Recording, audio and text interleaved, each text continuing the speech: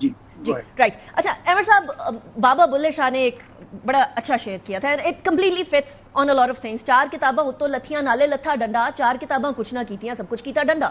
یعنی you N کے charter کو دیکھ لے, Vienna convention, Geneva convention, international humanitarian laws, all of them seem to be very good on paper, لیکن جب تک امپلیمنٹیشن نہیں ہوگی, جیسے international court of ICC, international court of justice, international court of criminal court, انہوں نے جب declare کر دیا نیتن یاہو کو کرمنل, تب بھی بہت سارے ویسٹرن ممالک نے کہا کہ نہیں, وی ڈونٹ کیئر, ہم تو نیتن یاہو کو آنے دیں گے, we are going to let them roam free, ہم نہیں اریسٹ کریں گے.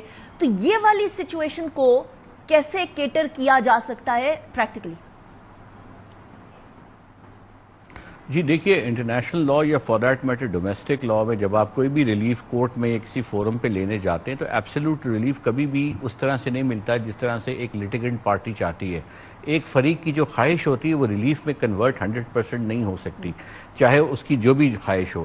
اب لیکن بہرحال کچھ اہم پیش رفت ہیں, اس کو اب بالکل منہا نہیں کر سکتے کہ یہ چیزیں ایگزسٹ نہیں کرتی. اب انٹرنیشنل کرمنل کورٹ کا جو قیام ہے وہ امریکہ کی مخالفت کے باوجود وجود میں آیا, چونکہ ڈیولپنگ کنٹریز اکٹھی ہو گئیں اور ان کا خیال تھا کہ ہمارے ایک کورٹ چاہیے جہاں انڈیویجول کمانڈرز کو, انڈیویجول ہیڈز آف سٹیٹس کو وہاں پر پروسیکیوٹ کر سکیں for individual liability on crimes against peace and crime against humanity and war crimes etcetera.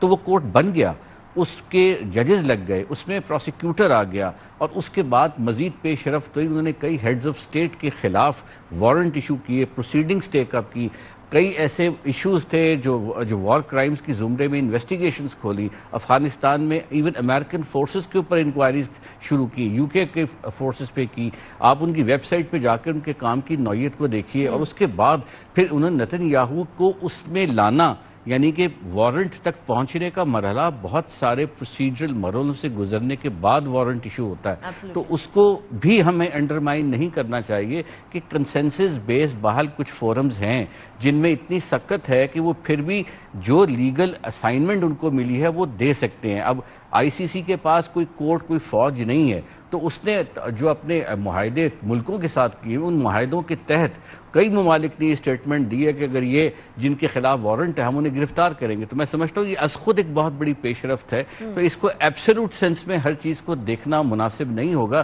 خاص طور پہ جو بین الاقوامی قوانین کا فریم ورک ہوتا ہے. لیکن اس میں ہم کسٹم دیکھتے ہیں کہ ریاستیں جو ہے کس جانب زیادہ کھڑی ہیں, کس طرف جھکاؤ ہے, کس لیگل پرنسپل کو وہ ایڈہر کر رہی ہیں, اور وہ لیگل پرنسپل پر آہستہ آہستہ ایک قوت بننا شروع ہو جاتا ہے, اس کا ایک فریم ورک بنتا ہے. دوسری میں آپ کو ایک مثال دوں, 1982 law of the sea convention, یعنی کہ جب 82 میں law of the sea convention بنا, امریکہ اس کا مخالف, امریکہ نے اس کو سائن بھی نہیں کیا کیونکہ سمندری حدود کی جو آزادی تھی وہ محدود ہو رہی تھی کنونشن کے. ہر ملک کو 200 ناٹیکل مائل, 12 ناٹیکل مائل, 350 ناٹیکل مائل, وہ پھر بھی بنا 10 سال اس کی نیگوسیشن.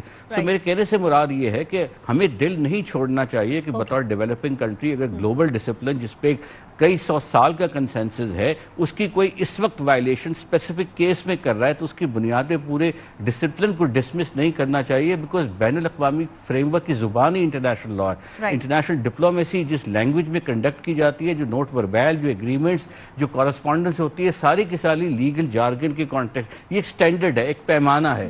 تو اس پیمانے کو توڑنا نہیں چاہیے, اس پیمانے کو درگزر نہیں کرنا چاہیے, اس کا بلکہ استعمال کرنا چاہیے, اور اس کو بہتر طریقے سے لیوریج کرنا چاہیے اپنے حق میں. جب سارے کمزور ممالک یا تھرڈ ورلڈ کنٹریز یا سیمی اسٹرانگ ممالک مل کر جب ایک آدھے چودھری کے سامنے کھڑے ہوں گے تو they will have to definitely back down. لیکن اعزاز احمد چودھری صاحب, اب ایک اور مسئلہ ہے, اور وہ یہ مسئلہ ہے کہ اس کے امپیکٹ صرف یہاں تک نہیں ہوں گے. اسٹریٹ آف ہارموز کو بند کرنے کی بات کر رہا ہے ایران, اس کے اکنامک امپیکٹس ہو رہے ہیں, اور صرف یہاں تک نہیں ہے. اب ایران یہ بھی کہہ رہا ہے کہ ہم نے تو NPT سائن کر دیا تھا, نیوکلیئر نان پرولیفریشن ٹریٹی, تو ہم کس خوشی میں اب اس کا حصہ رہے, جبکہ اسرائیل نے تو کسی ٹائم پر اس کو سائن بھی نہیں کیا.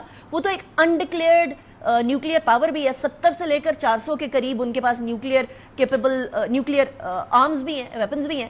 تو ہم کیوں کس خوشی میں اب اس کا حصہ رہیں, جبکہ ہمارے حصہ رہنے کے باوجود بھی اور کمپلائنس کرنے کے باوجود بھی ہمیں فائدہ کوئی نہیں ہو رہا؟ یہ درست بات ہے جی, کیونکہ نیوکلیئر نان پرولیفریشن جو 1968 میں آئی, اس کا مقصد یہ تھا کہ جو نیوکلیئر ویپن اسٹیٹس ہیں وہ اپنے آپ کو ڈسارم کریں گی اور دوسری حکومتیں نہیں بنائیں گی. تو وہ تو نہیں ہوا, کسی نے ڈسارم نہیں کیا بلکہ اپنا زیادہ نیوکلیئر ارسنل بنا دیا. ईरान अगर रुका रहा तो उनकी इंटरनल मसला था, क्योंकि उनके राहबर ने ये फतवा दे रखा था कि मैं नहीं बनानी। अब मौजूदा सूरत हाल में मुझे ऐसा लगता है कि जैसे वो उनसे वो फतवा दोबारा रिवाइज करवा लेंगे और ईरान अपना उस तरफ चल पड़ेगा, ठीक है। और ईरान को जाना भी होगा, क्योंकि अब तो कोई डील भी नहीं हो रही है और किसी किस्म का वो नहीं है, तो वो क्यों, अगर ईरान की कुछ आर्गूमेंट बनता है कि अगर ईरान के पास न्यूक्लियर वेपन होता तो शायद इस तरह का अटैक ना किया जाता उनके ऊपर। तो एक डिटेरेंस है जिसका उनको भी उतना ही हक है जितना किसी और को है।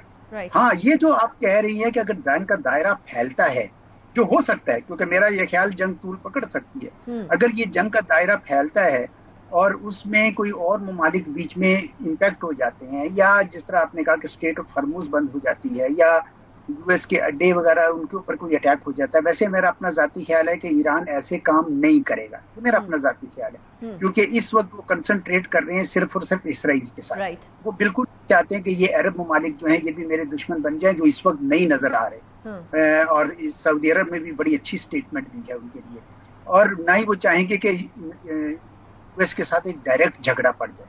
तो मुझे लगता है कि ईरान यकीनन अब न्यूक्लियर वेपनाइजेशन की तरफ जाएगा, एकदम से शायद ना हो सके क्योंकि उसके लिए टाइम चाहिएगा, और उतनी देर ये इसराइल के ऊपर ही फोकस रखेंगे।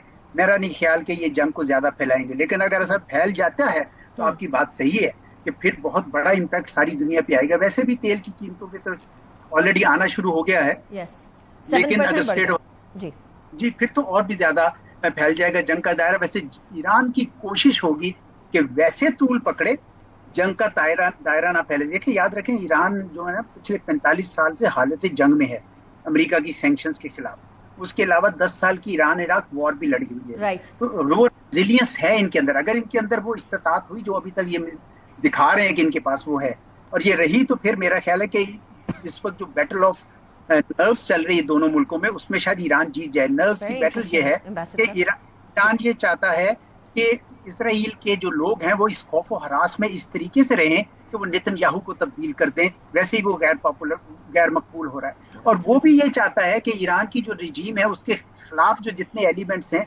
उनको इतना उभारा जाए कि Iran. This is a very important point ambassador Ejaz Ahmad Chaudhary साहब, अहमद रफी साहब, थैंक यू वेरी मच। एक और जो इंकशाफ अभी थोड़ी देर पहले हुआ है वो ये है कि आयतुल्लाह खमनाई को जो है वो उनके मर्डर का प्लान इसराइल बना रहा था, वो उसका इंकशाफ हुआ है। So that is also very alarming. अभी ब्रेक की तरफ जाएंगे तो कुछ डिफेंस एस्पेक्ट की भी बात करेंगे इस पूरी सिचुएशन के बारे में, जरा इंडिया पाकिस्तान और ईरान इसराइल की सिचुएशन को हल्का से कंपेयर भी करेंगे। सी यू आफ्टर द ब्रेक।